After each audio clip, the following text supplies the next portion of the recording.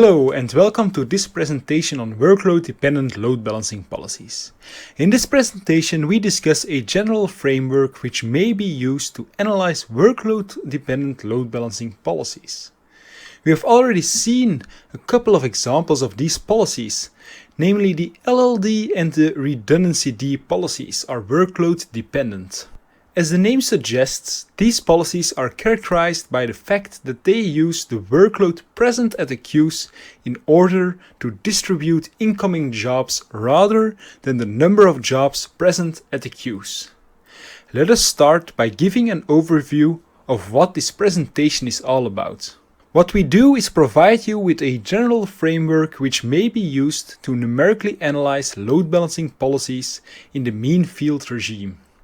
By the mean field regime, we mean to say that the number of servers, which we denote by n, is very large and may be assumed to be infinite. We carried out our analysis in the SNX model, introduced by Kirsten Gardner.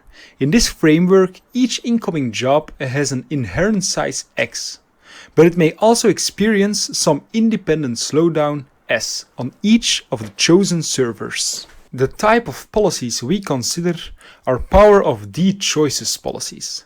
That is, for each incoming job, the dispatcher selects these servers and then distributes the job on these servers, where the method of distribution depends on the workload at each of the selected queues.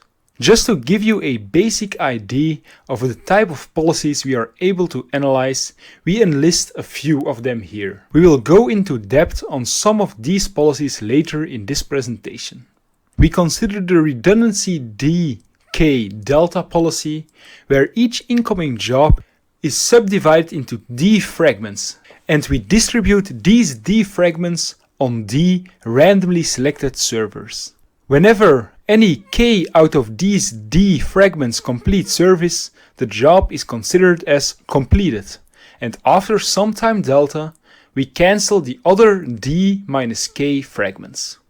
The least loaded dk delta policy works in pretty much the same way, but the cancellation takes place when the kth fragment starts service rather than when it finishes service. For the replicate threshold queue policy, we only replicate the job onto servers which have less than t work when the job arrives. The delayed replication policy replicates an incoming job if it hasn't completed service by time t. We may also choose to only replicate small jobs, as these cost less overhead than large jobs. There are still many other load balancing policies, which can be analyzed using the ideas described in this work. The unifying property which all these policies share is the fact that the underlying stochastic process, which simply keeps track of the workload present at the queues, is itself Markovian. This property entails that we only need to keep track of the workload at the cavity queue, and this makes the analysis of the cavity queue numerically tractable. Let us quickly recap the SNX model by illustrating it on the redundancy D policy. To this end, we set D equal to 3, N equal to 5, and we assume job sizes have some arbitrary distribution. A first model which was introduced to analyze the redundancy D policy was the model with independent replicas. For this model, when a job arrives, D independent replicas are created and added to the chosen queues, and the job is considered as finished when the first replica completes service. In the previous video, we talked about the shortcomings of this model. There are almost no large jobs, the stability region increases as the amount of redundancy increases, and as such, this model can generally be seen as an overly optimistic model. We then considered a model where replicas are identical, and for this model an incoming job is replicated on these servers and all of its replicas have an identical size. Again, the job is considered as complete when the first replica completes service. While we believe this model is more realistic, it still has one severe issue. Redundancy was introduced to battle server slowdown. But when we assume replicas are identical, there is no server slowdown, and therefore running a job on multiple servers is never beneficial, and cancelling the other replicas as soon as one of the replicas starts receiving service is always beneficial. To solve these issues, the S and X model was introduced. This model combines the ideas of the independent and identical replicas. Each job has an inherent size x, and each server we probe has some independent slowdown distribution Si, where Si represents the amount of slowdown server I is currently experiencing. In the original model, the runtime of a job of size x on server I was simply defined as the product of Si and x. We generalize the runtime as some arbitrary function g of Si and x. Let us illustrate the S and X model. A job arrives to the dispatcher. The dispatcher selects 3 servers to which it will replicate the job. On the first 2 servers, the job does not experience any slowdown. Therefore, its size on these 2 servers is identical. However, on the third selected server, it does experience some slowdown. Therefore, its runtime is increased by a certain amount. We observe that the second server we picked will finish the job first, and we cancel the other 2 replicas after this server has finished its service. We clearly see this model is a mix between having identical and independent replicas, and we analyze all load balancing methods in this setting. The general methods we employ should already be somewhat familiar to you if you have seen the previous videos. We will employ the queue at the cavity methodology to analyze these load balancing methods. That is, we single out one queue and denote its workload by a random variable u. We assume that we have a potential arrival rate with rate lambda times d to this cavity queue, and each time a potential arrival occurs, we assume that d-1 additional queues are selected for the incoming job. The other d-1 queues are assumed to have some workload which is an independent replica of the workload at the cavity queue. For any value w, we denote by q of w a random variable which denotes the workload at the cavity queue after the potential arrival has occurred. For example, if no part of the job is executed on the cavity queue, which has workload w, which is typically the case for high values of w, the value of q of w is simply equal to w. Using this notation, we find that if we denote by f bar the complemented cumulative distribution function, we can compute f bar from the functional differential equation f bar prime in w equals minus the potential arrival rate multiplied by the probability that the cavity queue has an upcrossing over workload level w. Equivalently, we can write this equality as stating that the downcrossing rate through level w, which is given by the density of the cavity queue's workload at w, is equal to the upcrossing rate through level w, that is, the potential arrival rate multiplied by the probability of having an upcrossing at the time of the potential arrival.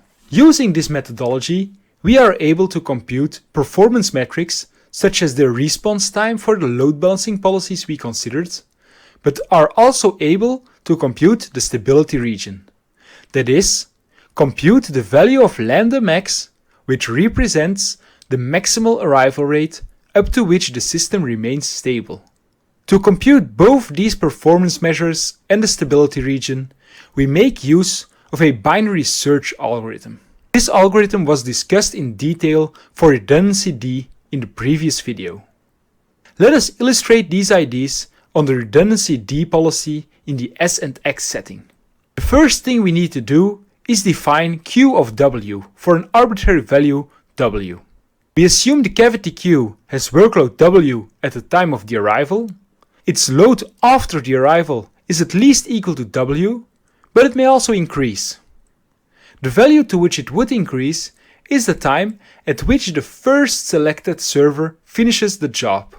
The time the job finishes at the cavity queue is given by W plus the runtime of the job at the cavity queue, and for the other queues, we let Ui denote an IID replica of the cavity queue's workload, and the time at which these queues finish the job is given by UI plus the runtime of the job on that server.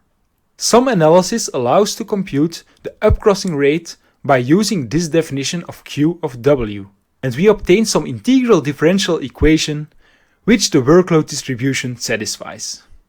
Here, Rx denotes the response time of the cavity queue when a job of deterministic size x occurs.